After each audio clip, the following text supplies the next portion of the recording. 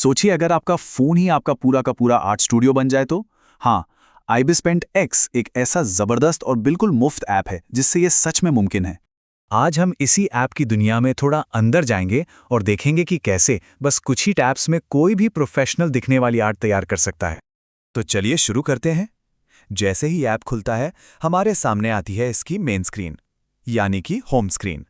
यहाँ पर वैसे तो कई ऑप्शन हैं, लेकिन फिलहाल हमारे लिए दो चीज़ें सबसे ज़रूरी हैं।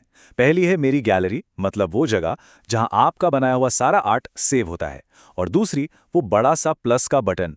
यहीं से हर नई क्रिएशन का सफ़र शुरू होता है।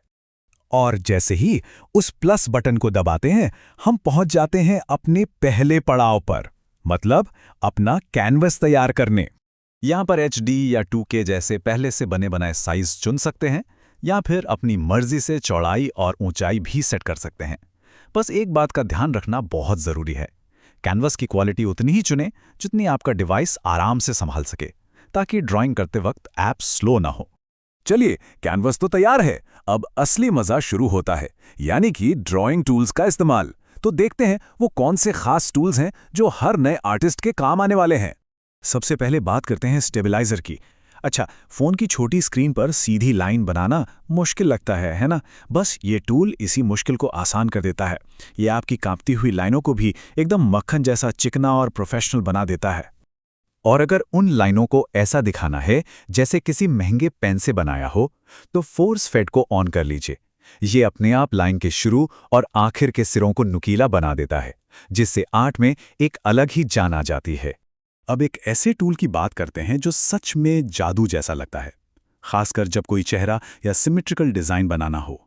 जैसा कि कहा भी गया है, सिमेट्री रूलर आंखें बनाने के लिए बहुत उपयोगी है। मतलब आप एक तरफ ड्रॉ करते हैं और ये टूल उसे हूबहू दूसरी तरफ कॉपी कर देता है। सोचिए कितना समय बचता है। कई बार हमें अपनी ड्राइंग के किसी खास हिस्से को सिलेक्ट करना पड़ता है। इसके लिए दो बेहतरीन टूल्स हैं। पहला है मैजिक वैंड। ये एक जैसे रंग वाले पूरे एरिया को एक ही झटके में चुन लेता है।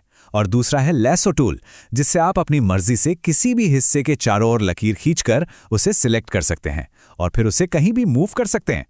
लाइन आर्ट के अलावा रंगों को भरने और मिलाने के लिए भी कुछ बहुत मज़ेदार टूल्स हैं, जैसे स्मज टूल। इससे रंगों को आपस में ऐसे मिला सकते हैं जैसे उंगली से पेंसिल कलर को मिक्स कर रहे हों। बकेट से किसी भी बंद एरिया में एक टैप में रंग भर सकते हैं।